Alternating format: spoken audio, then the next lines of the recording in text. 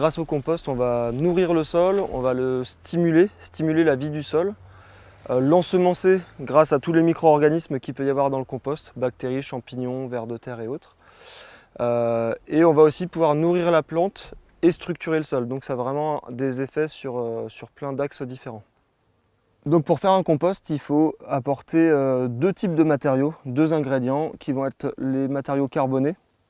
Alors qu'est-ce qui est carboné? C'est tout ce qui est sec, dur et marron jaune. Donc là c'est la paille, mais ça peut être les feuilles mortes, le broyat de bois par exemple ou le carton.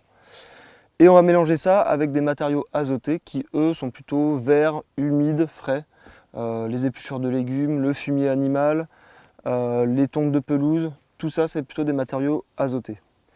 Et donc on va mettre ça en couches, grosso modo 1/3 d'azote pour 2/3 de carbone.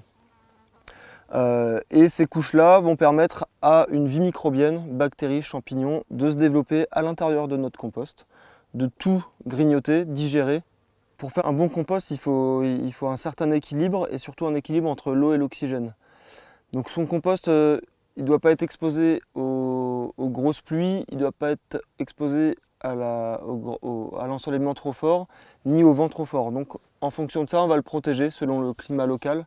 Donc nous ici, il est bien abrité avec un toit, des planches sur les côtés. Alors celui-là, il vient d'être fait, il est en pleine chauffe. Donc on sent hein, la chaleur ici. Donc là, dans 4 mois à peu près, il va être mûr. On va peut-être le retourner une fois, mais pas plus. Et au bout de 4 mois, il sera mûr et prêt à être utilisé.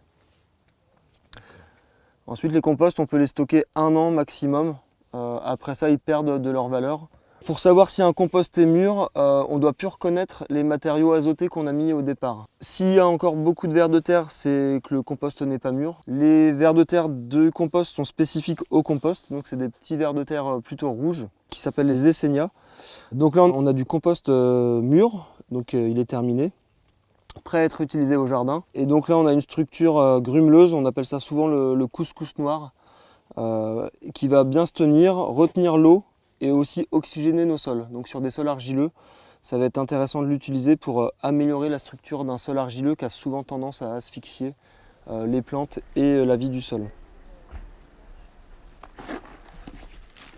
Le compost, selon notre sol, on va l'utiliser de manière différente. Quand on a plutôt un sol sableux ou un sol très drainant, on va mettre régulièrement du compost, c'est-à-dire au moins une fois par an ou une fois tous les 2 ans, parce que les sols sableux ont tendance à brûler la matière organique, donc à perdre leur humus. Sur des sols argileux, on peut se permettre d'en mettre moins souvent, tous les 3-4 ans ça peut suffire, mais dans des plus grandes quantités. Donc nous ici à Terre Humanisme, on en met à peu près tous les 2 ans, tous les 2 à 3 ans.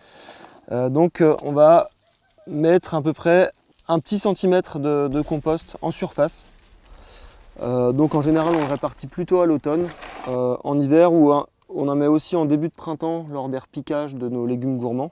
Pour les apports de printemps, on va légèrement les incorporer au sol sur les quelques premiers centimètres, sinon le compost va avoir tendance à sécher.